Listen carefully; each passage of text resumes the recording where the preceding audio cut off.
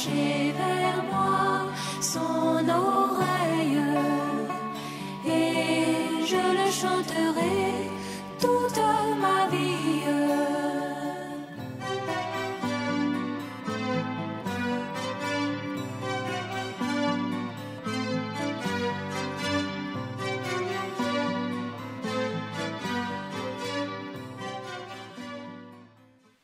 Je vous salue tous au nom de Jésus-Christ. Et je voudrais ici aussi adresser mes condoléances à toute l'assemblée d'Abidjan, à nos frères d'Abidjan, à Béatrice et ses enfants, vraiment, et à tous ceux qui sont venus d'ailleurs, comme nous, de Sikensi. Les frères qui m'ont précédé ont déjà tout dit, mais je vais dire je vais apporter une petite parole, et ce que je vais dire va porter sur 3 éléments. Le premier élément, je vais parler de Ali Robert même qui vient de nous quitter. Et deuxième élément, deuxième volet de ma prédication va porter sur tous ceux qui sont venus, de près ou de loin, qui sont là. Et je vais terminer par les enfants. Que le nom du Seigneur soit béni. Vous voyez, celui qui est à 2 pas de la mort a une certaine dimension qui dépasse l'homme. Et on voit en lui des signes prémonitoires. Et il dit des choses peut-être sans le savoir, mais on dit souvent qu'il sait qu'il allait mourir. Quand on a écouté le témoignage d'Ali Robert, nous voyons qu'il avait atteint une telle dimension qu'il est venu à l'église annoncer son départ. Et quand un homme annonce son départ, ça veut dire qu'il est prêt à partir. Parce que quand vous dites que je m'en vais quelque part, c'est que vous êtes apprêté pour partir. Ali était prêt. Je vais vous dire, qui connaît bien Ali Robert? Les anciens, où sont les frères? Je pose la question à frère Badi, frère Isaac, frère Mathias. Vous qui travaillez avec Ali Robert, qui le connaît bien? Nous pouvons dire que nous connaissons Ali Robert. Mais personne ne connaît Ali comme Dieu. Et nous tous qui nous regardons, nous pouvons dire que je connais Isaïe, je connais Mathias, vous connaissez qui? Il y a un seul qui nous connaît parfaitement. Vous connaissez l'apparence de l'homme. Et vous qui me regardez, vous connaissez l'apparence des sœurs. Mais il y a un seul qui va en profondeur, qui connaît l'homme, c'est celui qui sonde les reins, c'est celui qui connaît le cœur. Je vais vous dire pourquoi. Un jour, quand j'étais enseignant, ça c'est mon témoignage, mais je ne l'ai pas dit aux frères que j'avais un témoignage sur Ali Robert. Parce que quand je voyais Ali Robert, chaque fois, je lui disais ceci: Ali, Dieu te connaît. Et je l'ai répété à Dimokro où nous étions ensemble. Je l'ai répété aussi à Kwekro chez Antoine. Voilà. Et chaque fois il dit oh Esaïe, toi tu n'oublies rien. Hein? J'ai dit mais Dieu te connaît. Mais aujourd'hui, vous tous qui êtes là, vous allez savoir pourquoi j'ai dit Dieu connaît Ali.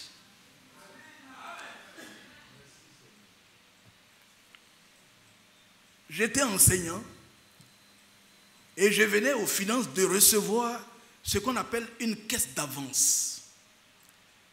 C'est un document financier. Et quand vous l'avez, il y a des bandits qui vous suivent. Ils peuvent vous arracher ce document qui a une valeur monétaire. J'ai fui ces bandits de finances et je suis allé m'asseoir dans le lieu qu'on appelle la Sorbonne. En ce temps, ce n'était pas Sorbonne, mais c'était un jardin. Et j'ai pris mon document, j'ai dit, Seigneur, regarde cet argent-là. Je n'ai jamais touché à cet argent. Mais viens à mon aide. Si quelqu'un prend ce document, c'est fini pour moi. Et la voix va venir du ciel. Je vais entendre une voix. La voix me dit, Ali Robert. La voix me dit, Ali Robert. Va voir Ali Robert. Vous voyez? Donc la voix, j'ai dit, mais je regarde autour de moi, il n'y a personne. Ali Robert était un banquier et il était à l'immeuble Siam. Et donc le Seigneur m'indique où il faut aller pour être en sécurité, pour que mon argent soit en sécurité. Mais c'est lui qui prononce le nom Ali Robert. Amen. Je dis très bien. Vous voyez que avant la fondation du monde, les élus de Dieu ont leur nom écrit dans un livre. Et ce livre, c'est le livre de vie de l'agneau. Ali avait son nom écrit là. Dieu connaît Ali.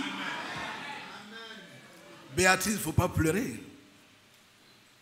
Rachel, Esther, Eric, ne pleurez pas. Seulement le Dieu de votre Père là. J'ai un volet pour vous. Ce n'est pas maintenant. Je cours à l'immeuble Siam.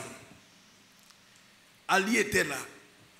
En bon banquier, il était en costume avec sa cravate. J'ai dit, bonjour Ali. Dieu m'envoie vers toi. Dieu m'a envoyé vers lui.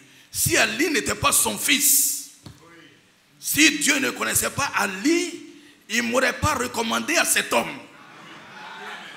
Mais je suis en train de parler des années 80, 79, 80. Ce n'est pas aujourd'hui. Je montre le document à Ali, il dit, oh Esaïe, ce n'est pas un problème. Va à Sikensi. Allons, tu vas faire une photo. Il me conduit à un endroit. Les gens prennent ma photo. Il dit, allez, va à Sikensi. Je vais aller aux finances. Ouvre un compte rapidement ici. Je vais aux finances, on va te virer ça ici. Depuis lors, quand je vois Ali, j'ai dit, Ali, Dieu te connaît. Dieu te connaît. Frère, si vous êtes un élu de Dieu, vous tous qui êtes assis là, Dieu il vous connaît. Et si votre nom est écrit dans le livre de vie de l'agneau, Satan ne peut pas toucher ce livre. Frère, Ali n'est pas mort. Ali nous a simplement dévancés. Et c'est une leçon pour nous tous. Parce que cette église-là, au commencement, les gens appelaient cette église l'église où les gens ne meurent pas. On allait aux veillées catholiques, on allait à la veillée des méthodistes, on allait à la veillée des assemblées de Dieu qui mouraient autour de nous. Dans le message, on ne mourrait pas. Oui, je vous dis, frère. Et les gens nous ont appelés à Sikensi, église où les gens ne meurent pas.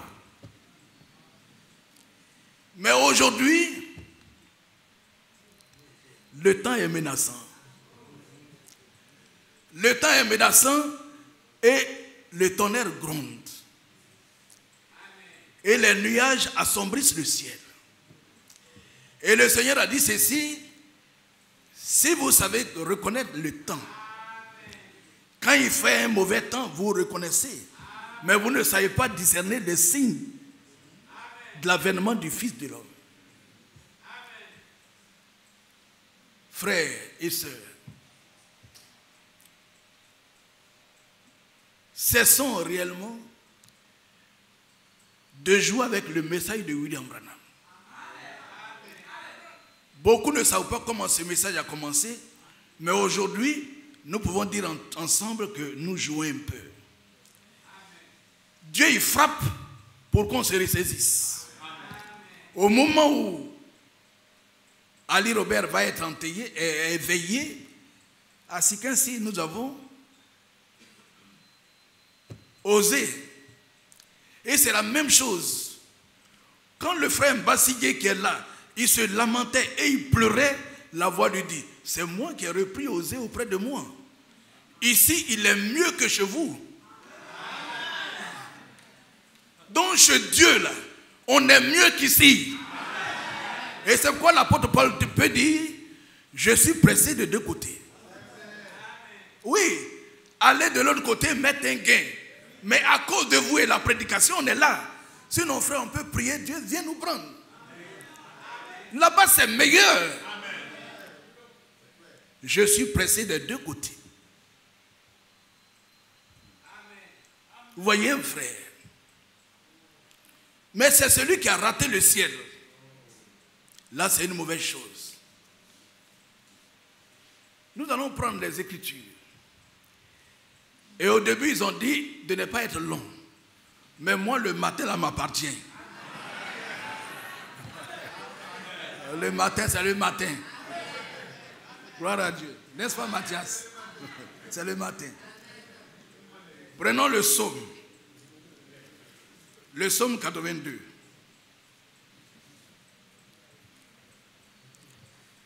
Et je demande à tous ceux qui dormaient de se réveiller. Sinon, vous allez dire, je suis allé à la veillée. Quelle veillée? La veillée, ce n'est pas pour dormir.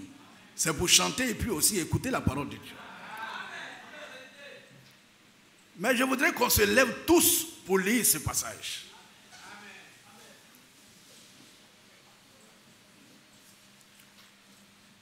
Psaume 82, le verset 6 à 7. J'avais dit, vous êtes des dieux. Vous êtes tous des fils du Très-Haut.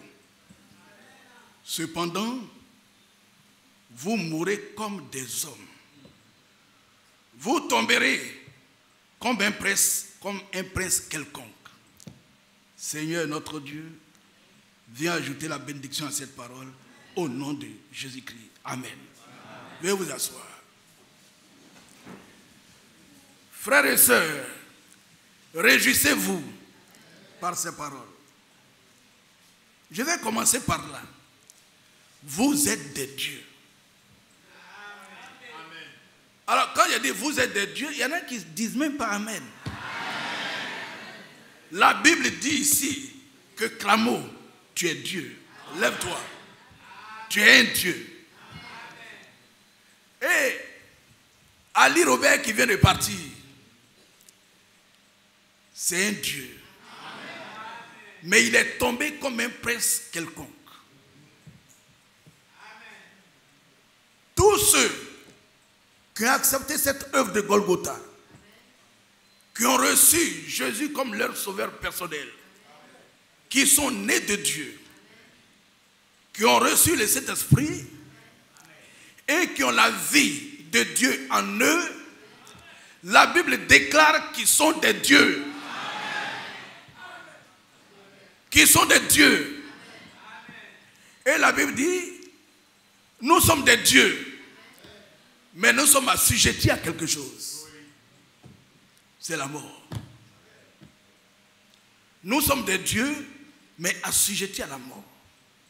C'est-à-dire, la mort peut nous frapper. Et c'est ainsi que la mort a frappé Ali. Et la mort a frappé Osée. Et la mort peut frapper n'importe quel frère au milieu de nous. Oui. Les prédicateurs tombent, les frères tombent et les sœurs tombent.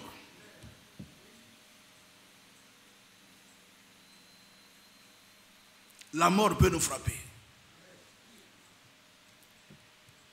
Quand vous prenez Jean chapitre 10, prenez Jean chapitre 10, vous allez voir que le même Dieu qui avait parlé aux prophètes dans l'Ancien Testament, c'est le même qui se tient là.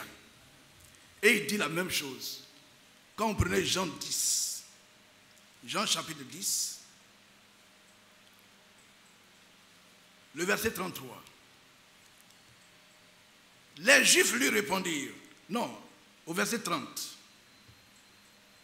Jean chapitre 10, nous commençons à partir du verset 30. Moi et le Père, nous sommes un. Alors les Juifs prirent de nouveau des pierres pour le lapider. Jésus leur dit, je vous ai fait voir plusieurs bonnes œuvres venant de mon Père, pour laquelle vous me lapidez, pour laquelle me lapidez-vous? Les Juifs lui répondirent, ce n'est point pour une bonne œuvre que nous te lapidons, mais pour un blasphème. Et parce que toi qui es un homme, tu t'es fait Dieu. Jésus leur répondit, n'est-il pas écrit dans votre loi? J'ai dit, vous êtes des dieux. Le même Dieu qui a parlé aux prophètes d'autrefois, il est debout là, dans la présence de ses pharisiens, et il dit la même parole. Jésus-Christ est le même hier, aujourd'hui, éternellement. J'ai dit, vous êtes des dieux. Si elle a appelé Dieu, ceux à qui la parole de Dieu a été adressée, frère, qui a reçu la parole qui lui est adressée? Sache aujourd'hui, frère Bébo, que tu es Dieu. Mais Dieu est écrit avec des minuscules.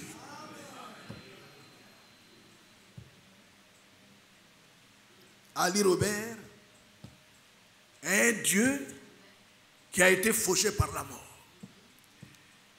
Et la Bible dit que nous sommes des dieux, mais assujettis par la mort.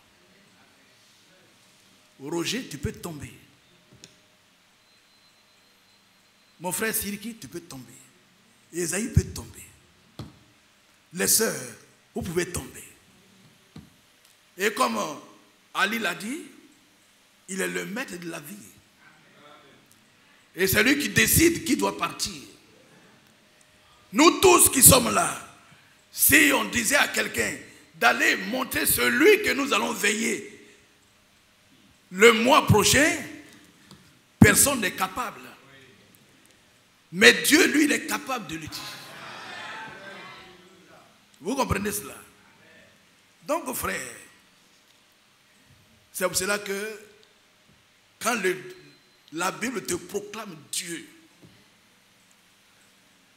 tu dois te mettre toujours à la hauteur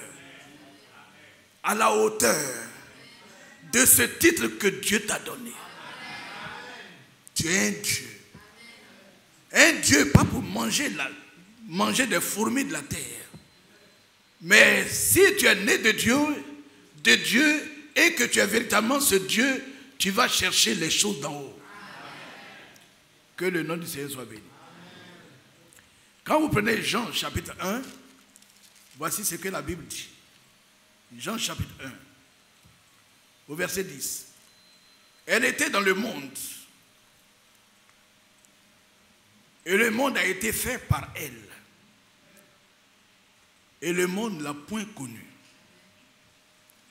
Elle est venue chez les siens, et les siens ne l'ont point reçue. Mais à tous ceux qui l'ont reçue,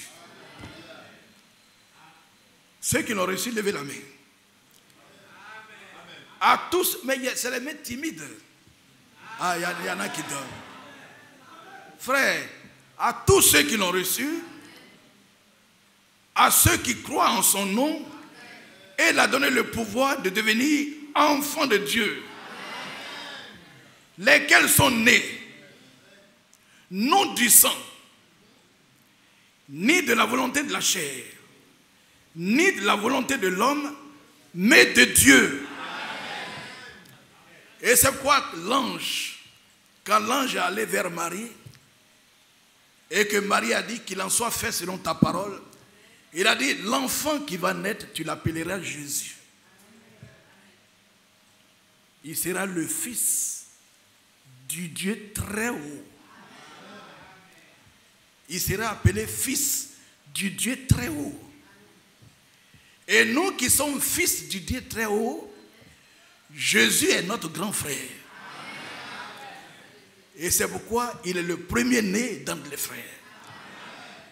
Frères, si vous fréquentez cette église, sans faire des expériences, vous perdez votre temps. Et c'est pour cela que dans le message, il ne faut pas parler d'ancienneté. Vous voyez que dans les Actes des Apôtres, tous ceux qui ont reçu le message que Pierre a apporté ce jour-là, ils ont fait des expériences. Et quand vous lisez les Actes des Apôtres, tous les croyants ont fait des expériences. Il faut qu'il en soit ainsi maintenant. Que le nom du Seigneur soit béni. Mais vous, Ali, on a appelé Ali un Dieu. Mais quand je suis allé à la banque, Ali n'était pas différent des autres banquiers. Vous voyez, Ali avait le langage d'un banquier. Et ses collègues avaient le langage d'un banquier. Mais pourtant, à l'intérieur, il avait la vie divine, une vie divine en lui qui fait la différence. Mais cette différence n'était pas visible. Ali, pendant la récréation, pouvait aller manger un sandwich comme son collègue.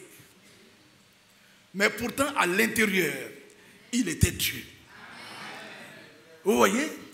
Et vous qui êtes là, vous qui me regardez, dans votre service, vous faites la même chose que les autres. S'il faut remplir un dossier, vous avez les manières de remplir. Il n'y a pas de différence. Mais qu'est-ce qui fait la différence entre un enfant de Dieu et le monde? C'est ce qui est en toi. Il y a une sœur, la femme du frère Kwao, au moment où la guerre sévissait dans la Côte d'Ivoire, où les brigands avaient investi les forêts, dans la région de Bakanou, il y avait des brigands qui étaient dans la forêt. Et un fameux brigand gaillard, il était là-bas. Il sévissait. Il violait des femmes. C'était vraiment difficile d'entrer dans la brousse. Le frère Kwao va au champ. Et à 10 heures, sa femme le suit. Elle prend seule la route. Un petit bagage et une daba. Et le brigand qui est redouté dans tout le brigand dont tout le monde avait peur de la région apparaît devant la femme toute seule. Elle dit, frère, j'ai eu peur. J'ai eu peur. Mais j'ai entendu une voix qui me dit, n'aie pas peur. Celui qui est en toi est plus puissant que celui qui arrive. Frères et sœurs, qu'est-ce qui est en vous? Vous êtes assis ici comme étant homme de message. Mais je vais vous poser une question. Y a-t-il quelque chose en vous? Y a-t-il le surnaturel en vous? Ne craignez rien. La voix lui dit avance. Alors que le monsieur avait déjà brandi sa machette comme ça. Elle dit, quand il a aperçu, il a fait ça. Mais la voix lui dit avance.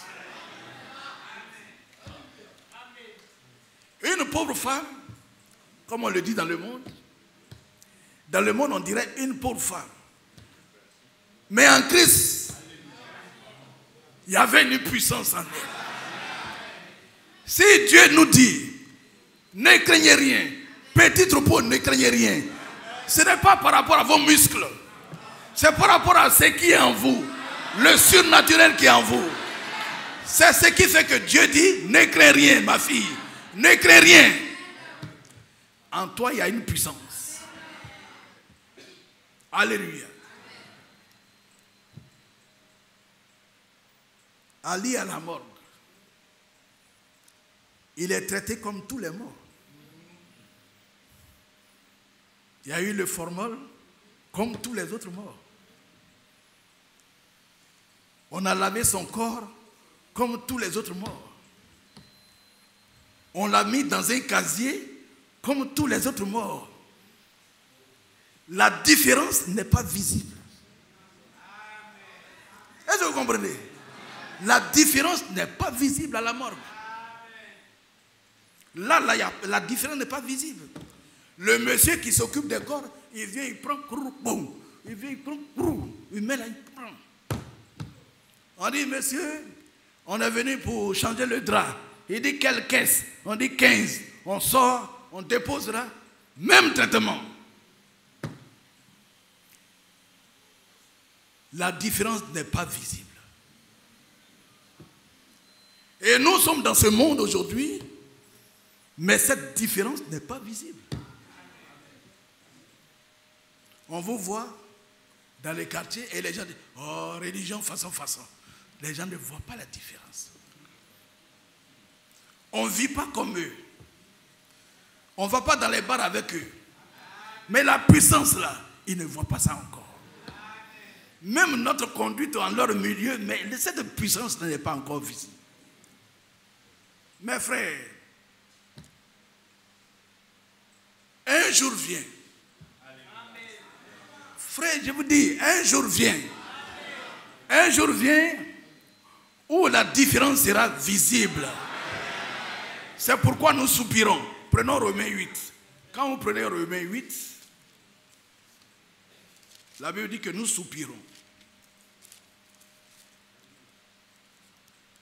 Quand vous prenez Romains 8, 18, j'estime que les souffrances du temps présent ne sauraient être comparées à la gloire à venir qui sera révélée pour nous. Alléluia. Frère, les épreuves seront là toujours. Et Jésus lui-même l'a dit, celui qui croit en moi, qu'il prenne sa croix. Si vous n'êtes pas éprouvé, vous n'êtes pas un enfant de Dieu. Les épreuves font partie de la vie chrétienne. Quand vous voyez la vie de William Branham, quelle vie d'épreuve!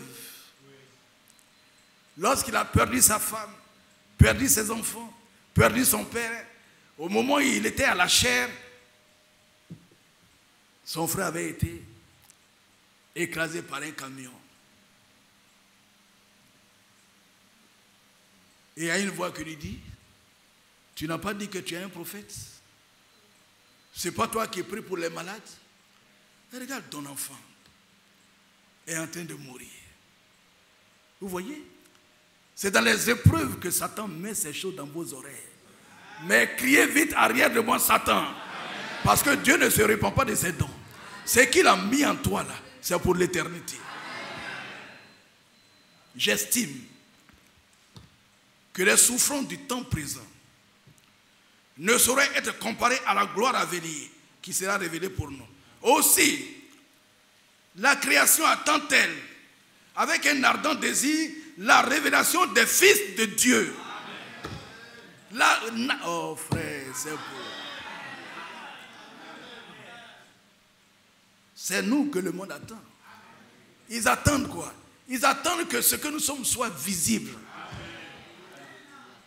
Car la création a été soumise à la vanité, non de son gré, mais à cause de celui qui l'y a soumise, avec l'espérance qu'elle aussi sera affranchie de la servitude, de la corruption, pour avoir part à la liberté et à la gloire des enfants de Dieu. Or, nous savons que jusqu'à ce jour, la création tout entière soupire et souffre les douleurs de l'enfantement. Et ce n'est pas elle seulement, mais nous aussi, qui avons les prémices de l'esprit. Il est question de ceux qui ont les prémices de l'esprit. Nous soupirons, sinon les autres, ils dansent. Nous soupirons en nous-mêmes, en attendant quoi? L'adoption, la rédemption de notre corps. À l'intérieur, c'est la vie divine. Mais à l'extérieur, c'est un vase de terre. À l'extérieur, c'est un vase de terre. Donc nous avons un trésor dans un vase de terre. Qu'est-ce que nous attendons? L'œuvre de la rédemption n'est pas terminée. Nous attendons la rédemption de notre corps. Et quand vous prenez 1 Corinthiens 15, 51, il dit, nous ne mourrons pas tous. C'est pas vrai? Prenons 1 Corinthiens 15, 51 et voyons ce qui est écrit.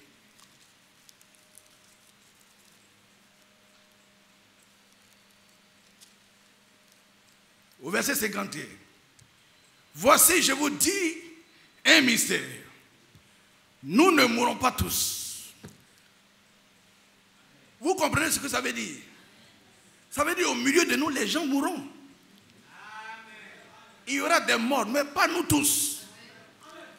Donc il faut accepter la mort qui vient au milieu de nous comme une prophétie venant de Dieu.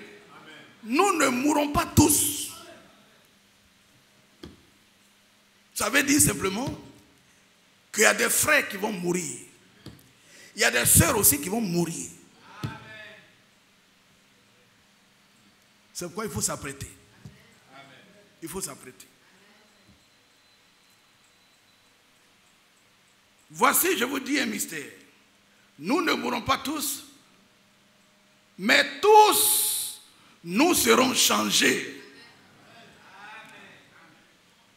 En un instant, en un clin d'œil, à la dernière trompette, la trompette sonnera et les morts ressusciteront incorruptibles et nous serons changés. Et le Thessaloniciens dit que les morts, nous ne dévancerons pas à lit. Ah oui, frère, ça va être un moment glorieux pour nous. Ce jour-là, quand les morts en Christ vont sortir, ils n'iront pas à la rue Princesse, ils n'iront pas ailleurs, mais ils seront ici. Et nous allons voir, et en même temps, nous serons tous changés. Et nous allons monter sur les nuées. Que le nom du Seigneur soit béni. Est-ce que vous vous préparez? C'est quoi la Bible dit ceci? Prenons 1 Jean chapitre 3. 1 Jean chapitre 3. Mathias, si ton heure arrive, tu m'arrêtes. 1 Jean chapitre 3.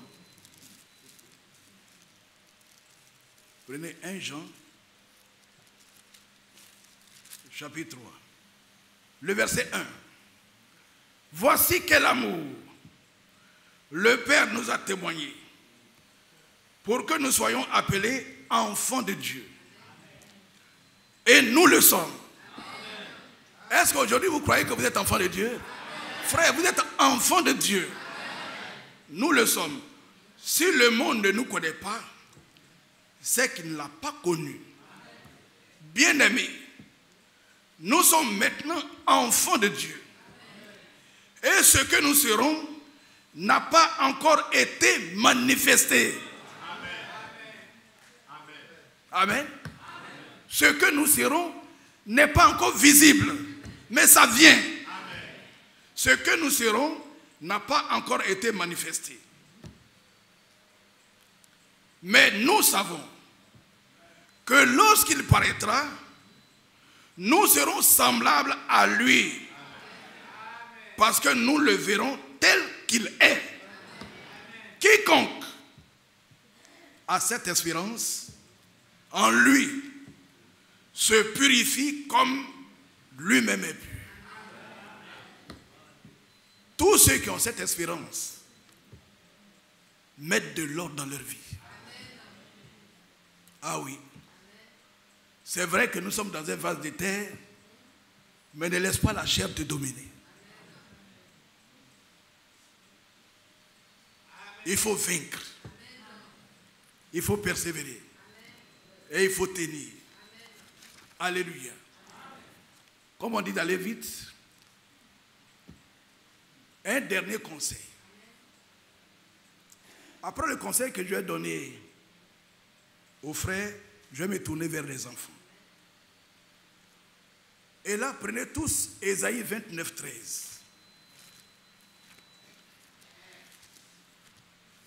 Et Mathias est là. Il va noter ça. Ésaïe 29, 13. Le Seigneur dit, quand ce peuple s'approche de moi, il m'honore de la bouche et des lèvres, mais son cœur est éloigné de moi. Et la crainte qu'il a de moi n'est qu'un précepte de tradition humaine. Donc on peut dire simplement que nos réunions là sont religion sur religion. Sans vie. Réunion de mercredi, religion.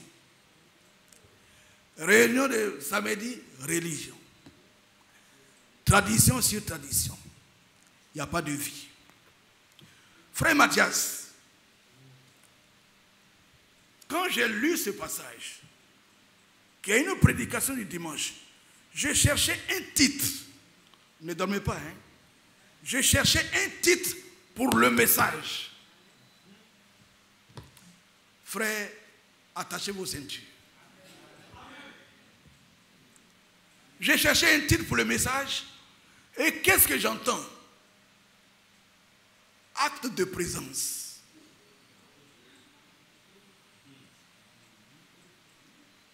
Écoutez bien. J'entends acte de présence. J'ai dit, souvent on parle de acte de présence. On connaît, mais je vais prendre le dictionnaire pour me dire mot pour mot, qu'est-ce que ça veut dire intégralement, acte de présence. Parce que si je le dis, chacun peut donner une définition courte. Mais je veux en savoir plus.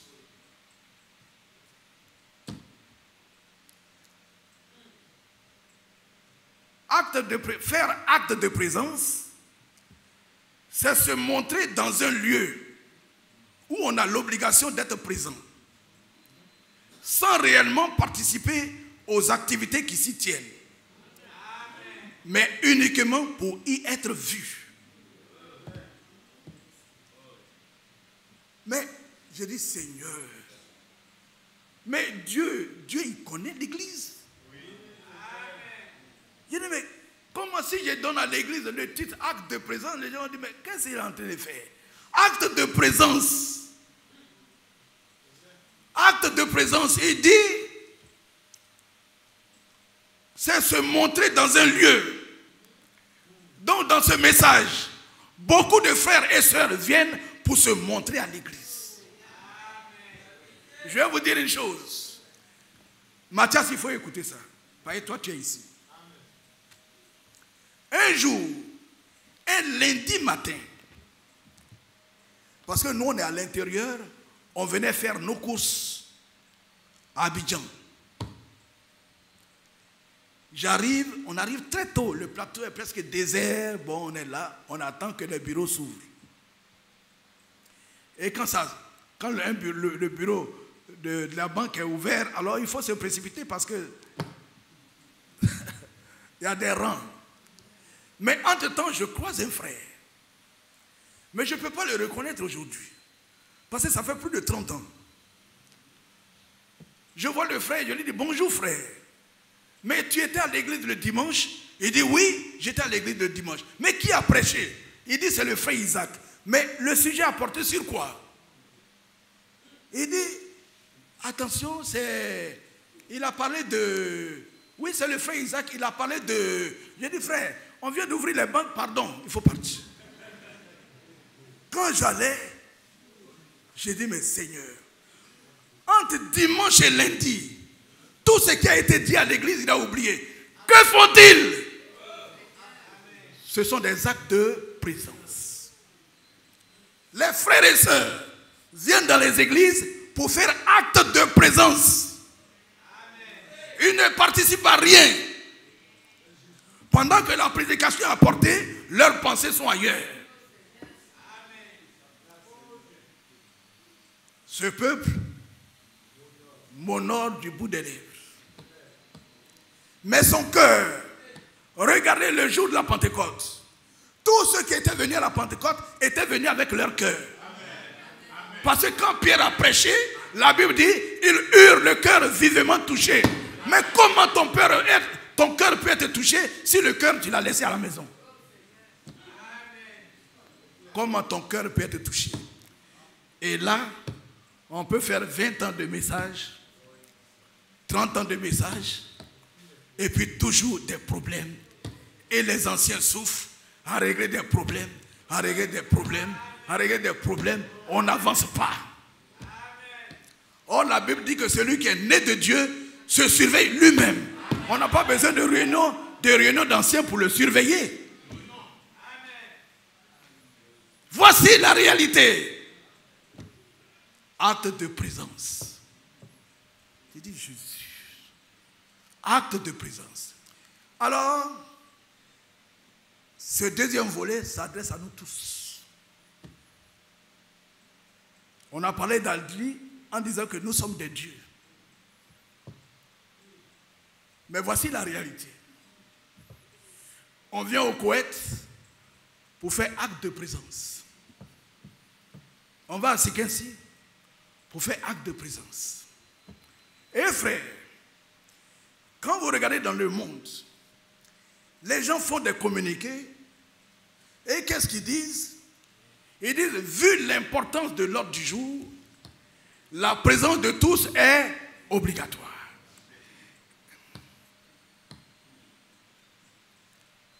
La présence de tous est obligatoire.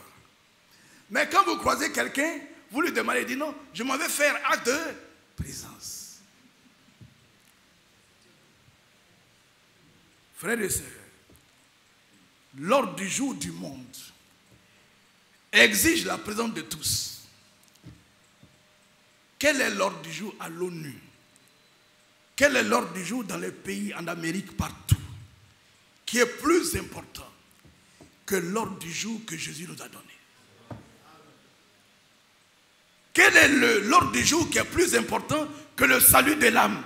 Pour que vous veniez ici pour faire acte de présence. Amen. Ne méprisez pas votre âme. C'est le mépris de ton âme. Et vous venez, au lieu d'écouter la parole de Dieu, vous regardez le serviteur de Dieu et... Ah frère, ce que tu as dit là, il y a quelque chose que je ne vois pas bien. Hein? Il a reçu la prédication avec la tête, mais pas avec le cœur. Celui qui reçoit la prédication avec le cœur, il a le cœur brisé.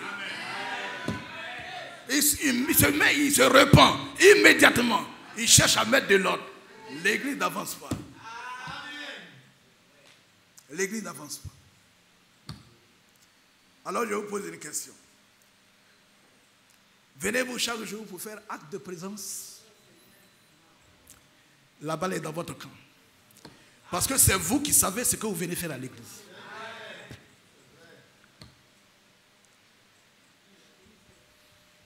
La postérité d'Ali.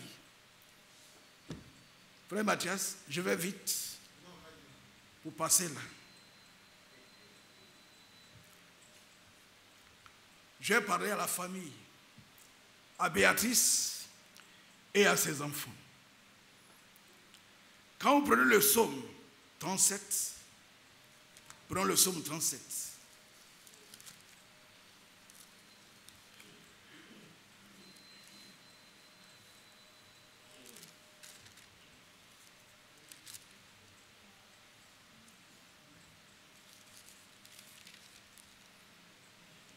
Le psaume de David. Au verset 25, il a dit, j'ai été jeune, j'ai vieilli, et je n'ai point vu le juste abandonné, ni sa postérité mendiant son pain. Toujours il est compatissant et il prête, et sa postérité est bénie. Ali a une postérité, il a laissé une postérité. Il a ses enfants. Il y a Rachel. Et ils sont grands tous aujourd'hui. Nous, on les a connus petits, à Boaké. Il y a Rachel. Les noms sont là. Dans le papier qu'on nous a donné, je vois les noms. Lina, Jocelyne, Gazuru, Franck Eric, Rachel Flora, Série Abel, Esther Dorcas, Ruth Léa, la postérité d'Ali. Je m'adresse à vous.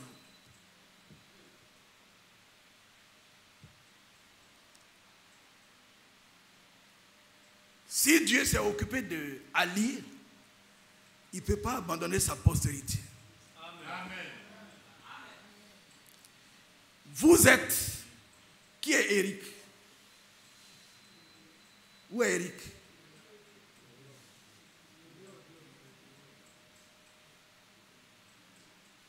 Où est Eric? Viens t'asseoir ici.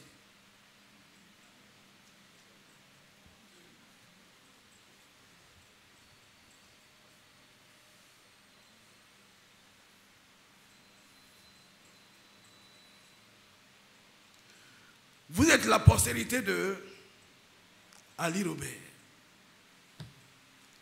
Ali a été injuste. Il a servi Dieu. Et la bénédiction d'Ali là retombe sur vous. C'est pour vous aussi. Écoutez bien ces témoignages. Un jour en Côte d'Ivoire, il s'est passé quelque chose à l'aéroport. Est-ce que vous entendez? Il est le matin, il y en a qui dorment. Il s'est passé quelque chose à l'aéroport d'Abidjan. Un diplomate avait perdu une mallette contenant des dollars et des papiers diplomatiques. Tous les enfants étaient dehors. Venez vous asseoir. Il y a besoin de vous tous.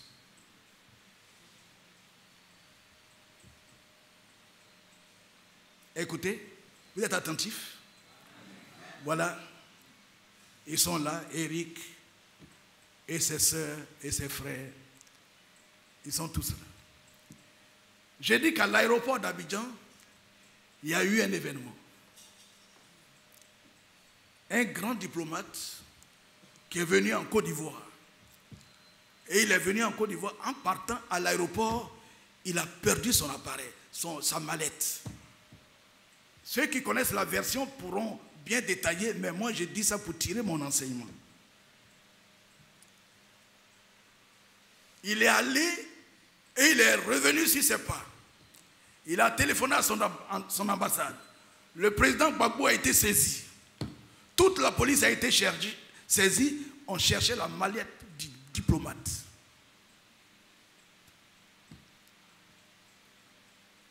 Et pendant que les gens fouillaient l'aéroport, on voit un gendarme, peut-être un V, MDL, qui vient avec la mallette qui contenait beaucoup d'argent et des papiers diplomatiques. Il vient, il dit, voici la mallette que vous cherchez. Ses camarades l'ont regardé, il dit, mais dis-t-on, ça là même tu n'as plus besoin de travailler. Beaucoup d'argent. Et il vient rendre. Quand on lui a demandé, mais monsieur le gendarme, vous avez fait une découverte, c'est une montagne d'argent. Mais pourquoi vous n'avez pas pris ça pour sortir immédiatement de l'aéroport? Il dit non. Mon père m'a dit. C'est pour cela que j'ai dit, enfant d'Ali Robert, il faudrait que vous soyez là pour écouter ces témoignages. Il dit, mon père m'a dit. Mon père m'a dit. Mais dis donc, ton père a dit quoi? Il dit, mon père m'a dit de ne jamais prendre ce qui est à autrui. Mon père est mort, mais j'honore la mémoire de mon père. Quand l'affaire est allée à la présidence, ce gendarme a été fait l'homme de l'année en Côte d'Ivoire, avec grade d'adjudant. Et quand j'ai lu ça dans le journal, j'ai découpé ce journal et dit, c'est pas vrai. Mon père m'a dit. Mon père m'a dit. Et frère, la Bible dit, honore ton père et ta mère. Et ce gendarme qui parlait, son père était dans la tombe, décomposé depuis longtemps. Mais les conseils de son père, il ne les a pas oubliés. Mon père m'a dit. Vous aussi. Je sais qu'Ali vous a parlé. Je connais Béatrice. Tu connais Esaïe? Ali vous a parlé. Eric, Ali t'a parlé. Esther, Ali t'a parlé. Vous avez reçu le conseil de votre... Si un diacre peut m'apporter de l'eau. Vous avez reçu le conseil de votre père. N'oubliez pas ce que je suis en train de vous dire. N'oubliez pas ça. Mon père m'a dit, Gbagbo était quand Gbagbo dit, cet homme-là, il faut qu'il augmente en grade. Et on le voit dans les choses avec les galons d'adjudant. De 1V ou combien là, il monte jusqu'à adjudant. Et il rend son témoignage. Mon père m'a dit. Et mon père est mort. Mon père n'est plus vivant. Mais ce que mon père a dit là, j'ai gardé ça dans ma mémoire. J'honore mon père, même mort. Honore ton père et ta mère, et tu vivras longtemps. Honorer son père et sa mère, c'est écouter. Écouter, les écouter et mettre en pratique ce qu'ils disent. Mon père m'a dit,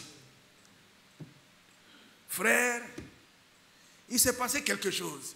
Mais je vous dis, c'est la matinée, moi je prends la matinée. Quand vous prenez Matthias, quand vous prenez le livre de Jérémie, mais je n'ai pas fini avec vous.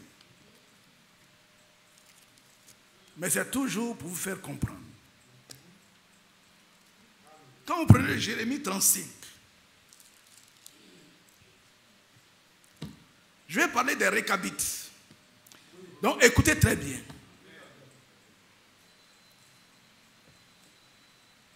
Dans Jérémie 35, au verset 1, Dieu va parler des gens qui habitent, ce ne sont pas des juifs. On les appelle les récabites. Ils ne sont même pas dans le plan de Dieu. Mais à cause de leur obéissance à leur père, Dieu va les inscrire dans son plan. La parole fut adressée à Jérémie.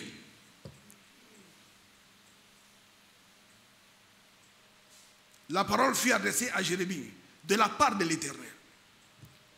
Au temps de Joachim, fils de Josias, roi de Juda, en ces mots, va, Jérémie, va à la maison des récabites et parle-leur.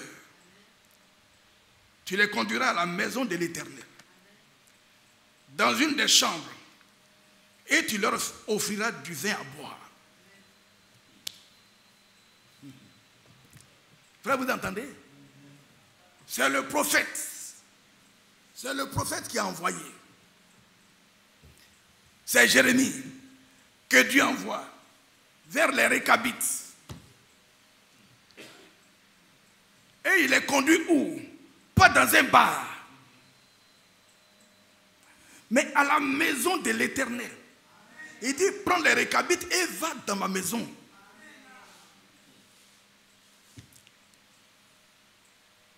J'ai dit, frère, la Bible dit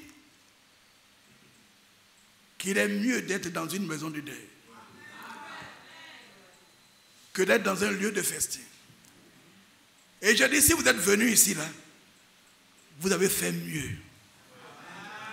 Parce que dans cette maison de deuil, là, vous êtes en train d'écouter la parole de Dieu.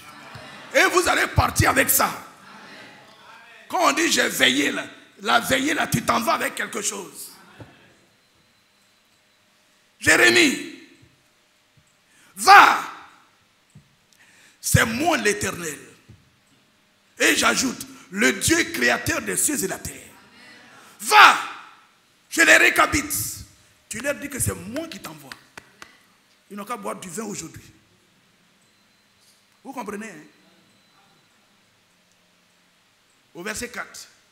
Et je les conduisis à la maison de l'Éternel, dans la chambre, même dans une chambre de Anna, fils de Gigdalia, homme de Dieu, près de la chambre des chefs, au-dessus de la chambre de Maïséja, fils de Shaloum, garde du seuil. Je mis devant eux, regardez, je mis devant les fils de la maison des Récabites des coupes pleines de vin et des calices. Et je leur dis, buvez du vin. Buvez du vin. Et je peux ajouter, mais qui t'a envoyé, Jérémie dit, c'est l'Éternel, le créateur des cieux et de la terre. C'est lui qui m'envoie. Et il vous donne cet ordre. Buvez, vous les Récabites. Écoutez bien, au verset 6, mais ils répondirent, nous ne buvons pas de vin. Car Jonadab, fils de Récab, notre père, nous a donné cet ordre. Vous ne boirez jamais de vin, ni vous, ni vos fils. Mais c'est l'Éternel qui m'a envoyé. Je viens de la part de l'Éternel. Et ils disent non.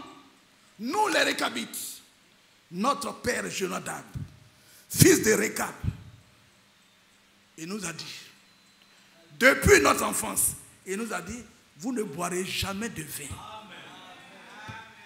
Vous ne bâtirez jamais de maison. Vous ne planterez jamais de vignes.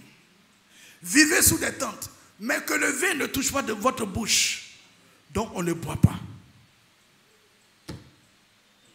Notre père nous a dit. Frère, c'est les Écritures. Hein? Mon père m'a dit. Notre père nous a dit. Mais dans les derniers jours, que dit Dieu?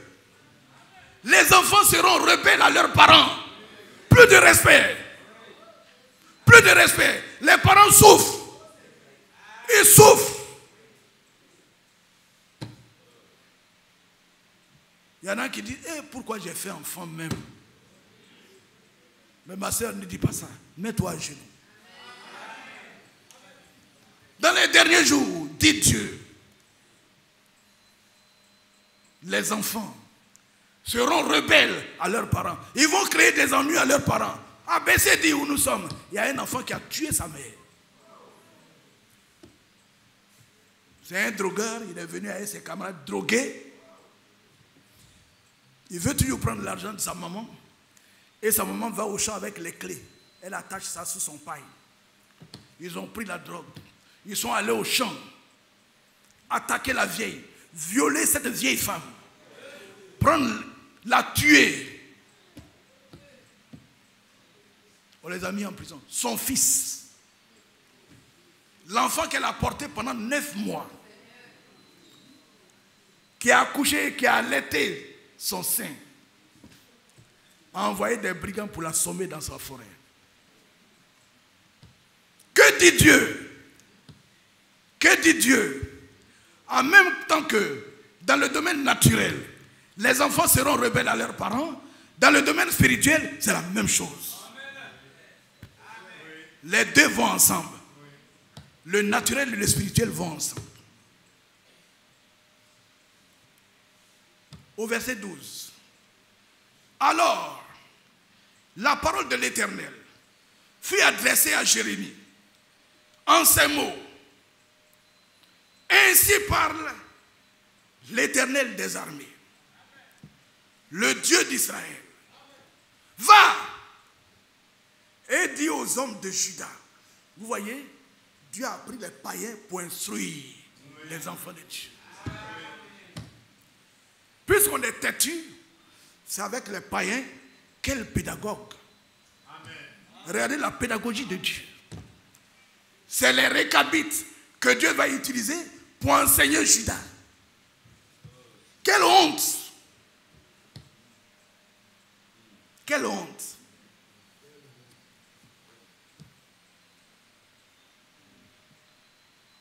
Alors, la parole de l'Éternel fut adressée à Jérémie en ces mots. Ainsi parle l'Éternel des armées, le Dieu d'Israël. Va et dis aux hommes de Juda et aux habitants de Jérusalem. Ne recevrez-vous pas instruction pour obéir à mes paroles? Dit l'Éternel. On a observé les paroles de Jonadab, fils de Récab. Il dit, le Seigneur dit, on a observé les paroles d'un homme. Mais moi, Dieu, je parle, vous ne m'écoutez pas. On a observé les paroles de Jonadab, fils de Récab, qui a ordonné à ses fils de ne pas boire du vin. Et ils n'en ont point bu jusqu'à ce jour. Parce qu'ils ont obéi à l'ordre de leur père. Et moi, l'Éternel, et moi, je vous ai parlé. Je vous ai parlé dès le matin. Et vous ne m'avez pas écouté. Je vous ai envoyé tous mes serviteurs, les prophètes. Je les ai envoyés dès le matin pour vous dire que chacun revienne de sa mauvaise voie. Amendez vos actions. N'allez pas après d'autres dieux pour les servir. Et vous resterez dans le pays que j'ai donné à vous et à vos pères. Mais vous n'avez pas prêté l'oreille. Vous ne m'avez pas écouté. Frère, c'est dur, hein? Nous sommes au matin. N'oubliez pas ces paroles. Oui, les fils de Jonadab, verset 16, fils de Récab, observent l'ordre que leur a donné leur père. Et ce peuple ne m'écoute pas. C'est pourquoi, ainsi parle l'Éternel, le Dieu des armées, le Dieu d'Israël. Voici, je vais faire venir sur Juda et sur tous les habitants de Jérusalem tous les malheurs que je leur ai parlé et qui n'ont pas écouté, parce que je les ai appelés et qui n'ont pas répondu. Et Jérémie dit à la maison des Récabites, ainsi parle l'Éternel des armées, le Dieu d'Israël, parce que vous avez obéi aux ordres de Jonadab, votre père, parce que vous avez observé tous ses commandements et fait tout ce qu'il vous a prescrit, à cause de cela. Ainsi parle l'Éternel des armées, le Dieu d'Israël, Jonadab, fils de Récab, ne manquera jamais de descendants qui se tiennent à ma présence. Par l'obéissance à leur père, ils sont entrés dans le plan de Dieu. Mais remarquez une chose, c'est Dieu lui-même. Vous voyez? Parce qu'un ange peut venir chez Bossé et dire, il faut boire. Il dit, ah, comme c'est un ange, il dit, je viens de la part de Dieu. Voilà la situation. Voilà la situation. On dit, j'ai eu un songe, voilà, on m'a dit que, et puis on passe à l'action. On oublie les Écritures. Frères et sœurs, mon père m'a dit, maintenant vous tous qui me regardez, en même temps avec tous les enfants de notre frère Ali, quand les disciples ont dit à Jésus, apprends-nous à prier, qu'est-ce que Jésus a dit? Voici comment vous devez prier. Notre Père qui es aux cieux, que ton nom soit sanctifié. Très bien. Donc nous tous qui sommes là aujourd'hui, nous avons un Père. Nous avons un Père qui est dans les cieux. Et ce Père-là, lui aussi il a parlé. Ce Père-là a parlé. Le Père a parlé et ce que le Père a dit là, ça est là. Lorsque Dieu voulait bénir Abraham, vous voyez, la Bible dit que lorsque Dieu a fait vœu à Abraham et qu'il voulait le bénir et qu'il a cherché un plus grand que lui, il a trouvé le plus grand là-haut. Il a trouvé sous la terre. Et qu'est-ce que Dieu a fait? Il a juré par lui-même que toi, la postérité d'Abraham sera au ciel. Est-ce que vous êtes sûr qu'un jour vous allez voir Jésus? Mais qui est votre Père? Qui est votre Père? Dites-le moi. Aujourd'hui, vous venez vous asseoir. Frère, quand vous faites acte de présence, quand vous faites simplement acte de présence, vous appartenez à l'Église. Mais celui qui prend part aux expériences appartient au corps de Christ. L'Église ne sera pas enlevée. L'Église, vous venez à l'Église. Pas pour recevoir la parole. Mais pour vous asseoir, pour admirer les ventilateurs, pour regarder comment ça se passe. Si une voiture passe, on regarde. Mais surtout, quand vous sortez, le Seigneur écoute votre langage. Ah, frère, viens voir la moto que j'ai achetée. Même quand on sort de l'église, dans le parvis de l'église, on doit au moins parler de ce qu'on vient d'entendre. Au moins là.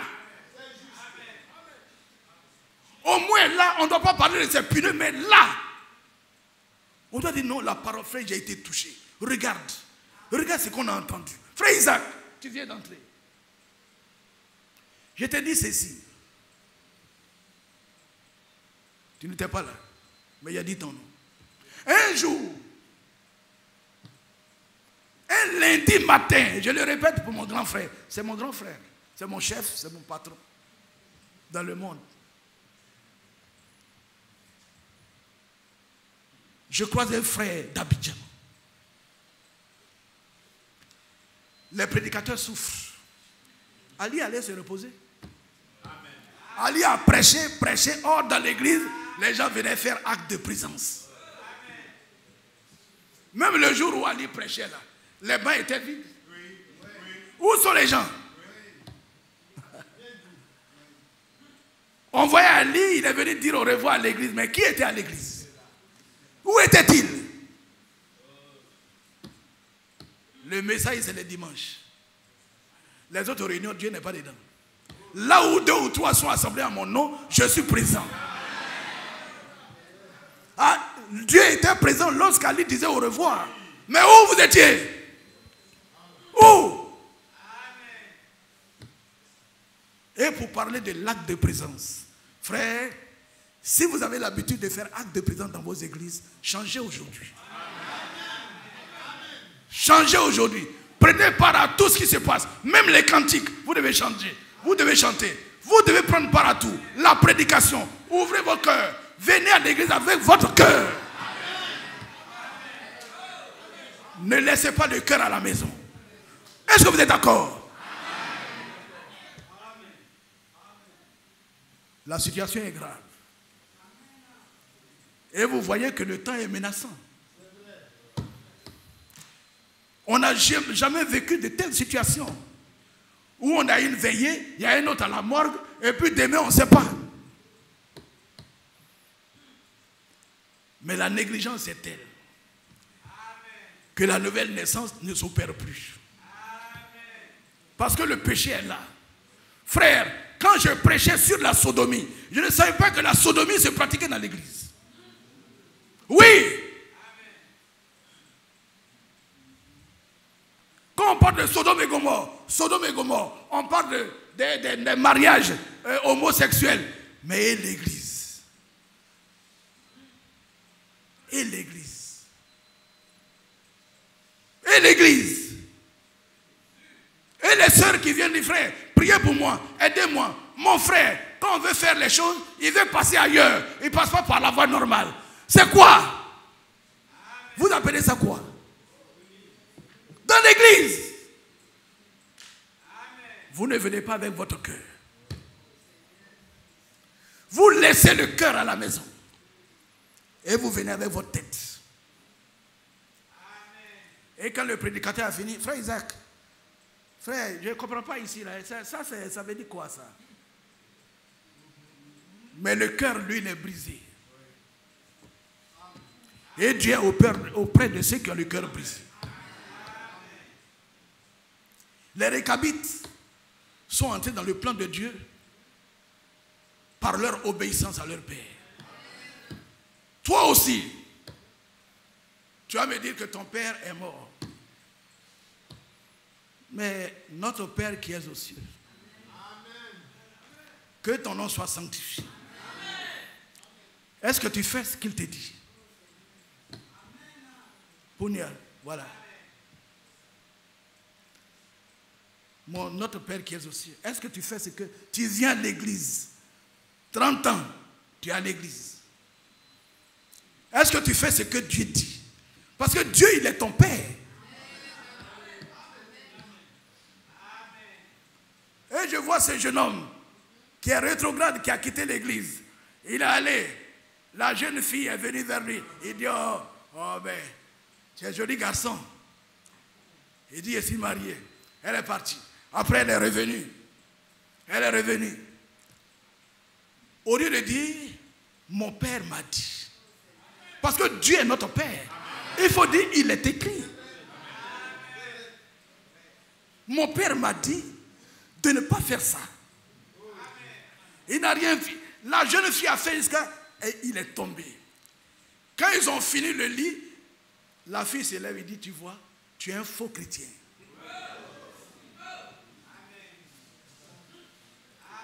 Mais Jérémie est allé avec la voix de l'Éternel. Je les récapite. Il a insisté. Ils ont dit non. Notre Père a dit. Frère, est-ce que vous voulez marcher de cette manière? Ali Robert est parti. Il est dans le repos. Mais nous, on doit travailler. Travailler à votre salut. Est-ce que vous voulez obéir à votre Père? Eric et ses enfants. Rebecca. C'est Rebecca. C'est Béatrice. Tu vas ajouter à Rebecca à ton nom. Il dit, mais Esaïe m'a appelé Rebecca. Il me connaît très bien. Béatrice. Ali est au paradis. Il est dans le repos. Dis-moi où toi tu veux aller. Dans ton cœur, il faut dire dans ton cœur. Où toi tu veux aller? Ali est dans le repos. Où toi, Béatrice, où tu veux? Nous, on te connaît depuis longtemps. On a couché chez toi. On a mangé à ta table. Tu nous as reçus à Boaké. Tu veux une récompense? Ou tu veux perdre ta récompense? C'est par la foi qu'on va là-bas. La Bible dit qui tombe et ne se relève pas. Qui tombe et ne se relève pas. Tu vas tomber et mourir. Eric, tu es notre fils. Vous êtes les premiers nés dans le message. S'il y a des gens qu'on a présentés dans le message au début, c'est vous. Aujourd'hui, Eric, tu deviens le père. Tu as le droit d'aînesse. Tu as obligation de gérer cette famille-là, de faire les réunions, de les conduire dans ce chemin-là, le chemin de ton père. Toi, Eric, c'est ta responsabilité. Et le frère Osée, dans cette dernière minute, j'étais là avec lui, il a appelé son fils aîné. Il lui a dit, Ruben, tu es mon aîné, prends tes responsabilités. C'est fini. Il est parti. Qui est l'aîné de cette famille d'Ali? La postérité d'Ali là, qui est l'aîné? Lève la main. Très bien. Le fils mâle, le fils qui est l'aîné, c'est toi.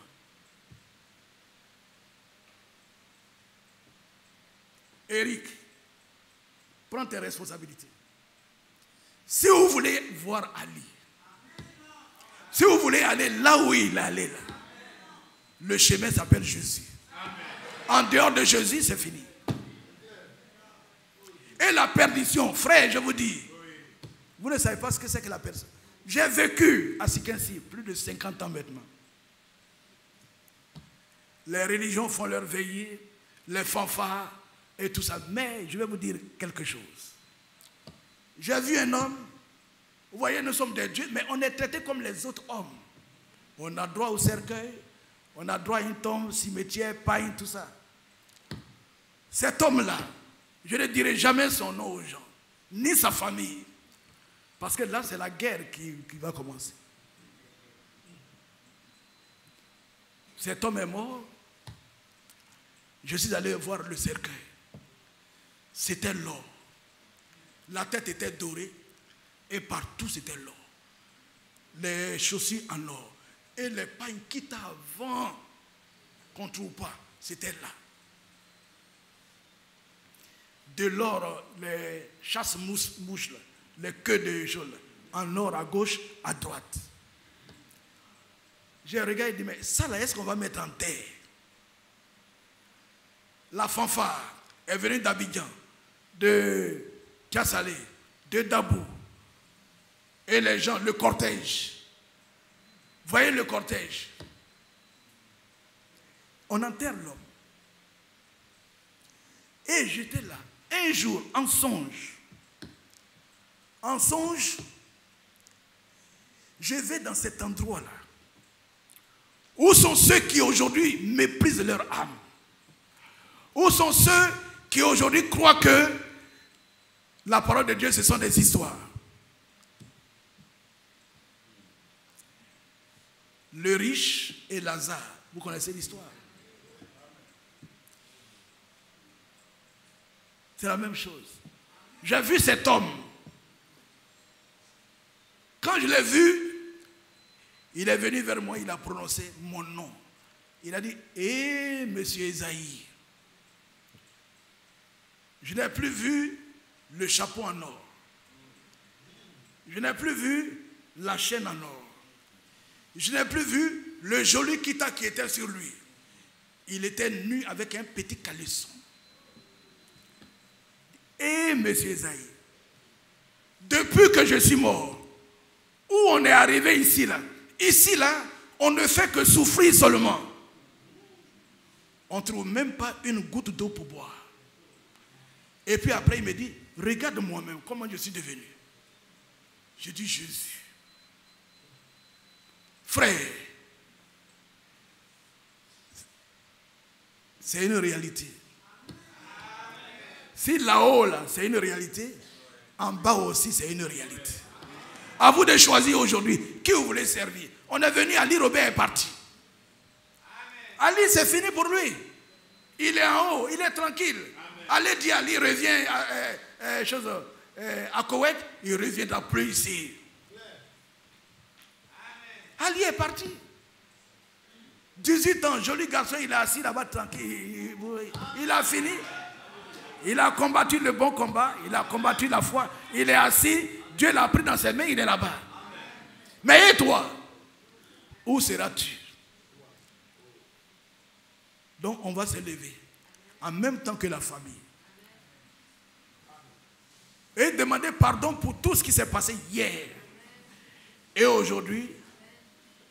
Embrasser Jésus. Seigneur, j'ouvre ma main. Ouvrez vos mains et puis embrassez Jésus. Parlez à Jésus du profond de vous-même. Parlez-lui. Parlez de vous-même. Tous ensemble. Vous tous qui êtes dehors, levez-vous, levez-vous et puis parlez. Après, je vais prier pour vous tous. Seigneur, notre Dieu et notre Père, sois apaisé envers nous. Car si toi, Dieu, tu es notre Père, où est l'honneur qui t'est dû? Nous sommes aussi rebelles à notre Père. Tu as dit dans les derniers jours, c'est comme ça l'Église sera. Sois apaisé envers nous. La sournoisie, l'hypocrisie a gagné tout le monde. On vient à l'église pour faire acte de présence. Est-ce que Yahweh est venu à l'église? Oui, il était là. Et la sœur Marie, oh, elle vient toujours. Or, on ne vient pas avec le cœur pour recevoir la parole, pour expérimenter la nouvelle naissance, pour expérimenter les promesses. Seigneur, pardonne. Que tu pardonnes nos péchés, nos transgressions. Et qu'aujourd'hui, tu nous réveilles. Que ce jour soit un réveil pour nous. Amen. Et que nous ne méprisions plus notre âme, mais que nous travaillions à notre salut. Que le sang que tu as versé à Golgotha pardonne à tous ceux qui ont fait de cette religion, de ce message, une nouvelle religion. Et que désormais, ils apprennent à expérimenter ce que tu nous as promis. Bénis-les richement. Que ta bénédiction soit sur eux. Je remets les enfants d'Ali, Eric, sa maman, ses soeurs. Que tu aies pitié. Là où tu as mis Ali, le beau coin que tu as jugé, où tu as jugé de mettre Ali, Seigneur, pardon. Permets que eux tous soient là-bas aussi. Que même si hier ça n'a pas marché, mais aujourd'hui, prends-les dans tes bras. Et sauve-les. Et bénis-les. Encore une fois, console notre frère Isaac. Console le frère Mathias. Console Badi. Console toute l'église d'Abidjan. Et que l'honneur te soit rendu à toi seul. Que tu consoles tout le peuple qui est venu de partout, ceux qui sont venus de partout, les serviteurs de Dieu qui sont venus de partout. Que ta bénédiction repose sur eux. Au nom de Jésus-Christ. Amen.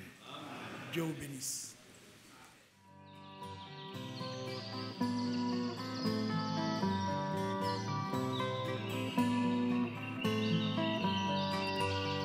J'aime l'Éternel, car il entend ma voix. Il a penché vers moi son oreille, et je le chanterai toute ma vie.